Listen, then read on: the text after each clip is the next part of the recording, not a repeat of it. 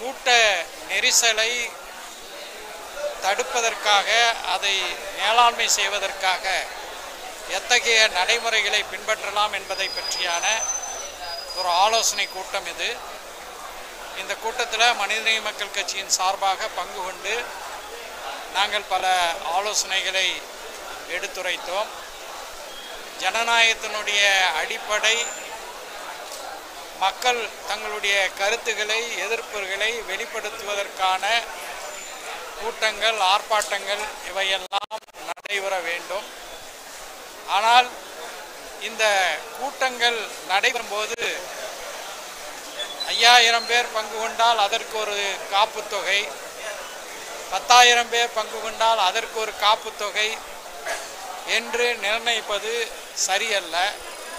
சென்னை உயர்நீதிமன்றம் அப்படியான ஒரு காப்பு தொகையை அரசு வசூலிக்க வேண்டும் என்று சொன்னால் கூட ஜனநாயகத்தினுடைய அடிப்படை உரிமையான கூட்டம் சேருதல் என்பதற்கு விரோதமாக அது அமைந்திருக்கின்றது. எனவே ஜனநாயக நெறிமுறை காப்பாற்றப்பட வேண்டும். இதுவரைக்கும் தமிழ்நாட்டில் பல்வேறு அரசியல் கட்சிகளின் சார்பாக பொதுக்கூட்டங்கள் பேரணிகள் நடைபெற்று இருக்கின்றன. கரூரில் நடிகர் விஜய் அவர்களுடைய கட்சி நடத்திய கூட்டத்தில் நடைபெற்றது போன்ற எந்த ஒரு நிகழ்வும் தமிழ்நாட்டில் நடைபெறவில்லை. இந்த ஒரு சம்பவத்தை வைத்துக்கொண்டு ஜனநாயக ரீதியாக செயல்படக்கூடிய அனைத்து கட்சிகளுக்கும் காப்பு தொகையை வசூலிக்க வேண்டும் என்று சொல்வது சரியல்ல. சென்னையில் போராட்டங்கள் ஆர்ப்பாட்டங்கள் நடத்தக்கூடிய இடங்கள் படிப்படியாக குறைந்து வருகிறது. முன்பு வள்ளுவர் கோட்டத்தில் ஆர்ப்பாட்டம் நடத்துவதற்கான அனுமதி இருந்தது. அதே போல் சென்னை சேப்பாக்கத்தில் அரசு விருந்தினர் மாளிகைக்கு அருகில் ஆர்ப்பாட்டம் நடத்துவதற்கான ஏற்பாடு இருந்தது. இப்போது அதெல்லாம் மிகவும் குறைந்து விட்டது. அதே போல் பேரணி நடப்பது கூட மக்கள் நடமாட்டமே இல்லாத கூவம் நதிக்கரை ஓரம்தான் பேரணி செல்ல வேண்டும் என்ற வழிமுறையெல்லாம் இது ஒரு ஜனநாயக இடைவெளி, டெமோக்ராட்டிக் டெபிசிட்டை காட்டுகிறது.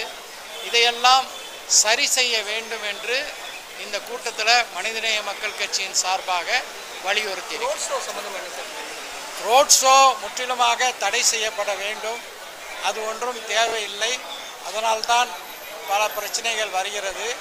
ரோட் ஷோவை தவிர பொதுக்கூட்டங்கள் பேரணிகள் ஆர்ப்பாட்டங்கள் இவை நடத்துவதற்கான அனுமதியை தாராளமாக அரசு வழங்க வேண்டும். காவல்துறைக்கு உரிய வழிகாட்டுதலை அது தொடர்பாக வழங்க வேண்டும் என்று இந்த கூட்டத்தில் மனிதநேய மக்கள் கட்சியின் சார்பாக வலியுறுத்தி. அரசு தரப்பில்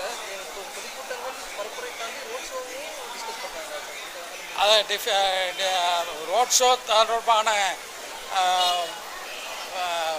விவாதங்களும் நடைபெற்றது. அதில் பல கட்சியினர் ரோட் ஷோவை முற்றிலுமாக தடை செய்து விடுங்கள் என்ற ஒரு ஆலோசனையை தான் தந்திருக்கிறார்.